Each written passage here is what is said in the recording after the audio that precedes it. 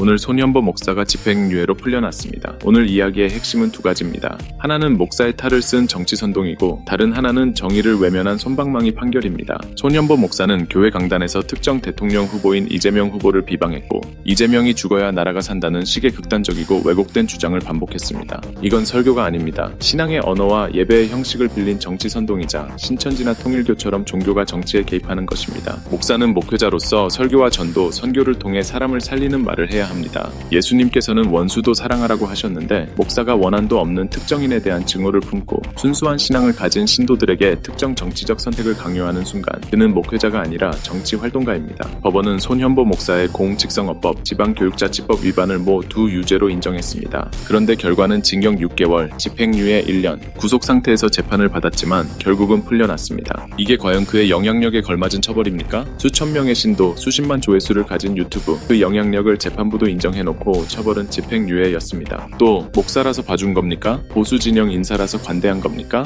이런 판결이 반복되니 사법부에 대한 신뢰가 무너지는 겁니다. 특히 문제는 선관위의 압수수색 이후에도 같은 발언을 반복했다는 점입니다. 명백한 고의, 명백한 선거 개입이었는데도 결과는 솜방망이였습니다. 손현보 목사의 항소 예고 오히려 잘 됐습니다. 항소심에서는 정치적 고려가 아닌 법과 상식에 따른 판단이 이루어지길 바랍니다. 그리고 분명히 말합니다. 종교의 자유는 정치 선동의 면허가 아닙니다. 표현의 자유는 선거법 위반을 정당화하지 않습니다. 저도 예수님을 믿는 크리스천으로서 그래서 더 분명히 말합니다. 손현보나 정광훈 같은 목사들의 정치적 발언은 신앙도 설교도 아닙니다. 손현보나 정광훈 개인의 왜곡된 신념일 뿐입니다. 신앙은 권력을 옹호하는 도구가 아닙니다. 내란을 일으킨 권력, 민주주의를 훼손한 세력을 감싸는 순간 그건 신앙이 아니라 권력 추종입니다. 하나님은 특정 정치인의 선동을 통해 역사하지 않습니다. 오히려 이번은 선거 결과는 누가 거짓을 말했고 누가 신앙을 정치에 오염시켰는지를 분명히 드러냈습니다. 손현보 목사가 이재명이 죽어야 나라가 산다는 식으로 주장했지만 결과는 어떻습니까? 심지어 이재명 대통령을 흉기로 피습해서 암살까지 시도했으나 하나님은 이재명 대통령의 목숨을 보호하셨습니다. 그리고 마침내 선거를 통해 대통령으로 당선시키셨습니다. 손현보 목사와 손현보 목사를 따르는 신앙인들에게 묻습니다. 이재명 대통령을 대통령으로 세우신 것이 하나님의 뜻이 아닙니까? 하나님의 뜻이 이렇게 분명함에도 불구하고 억지로 부정하고 부정선거로 되었다라고 또 해방하고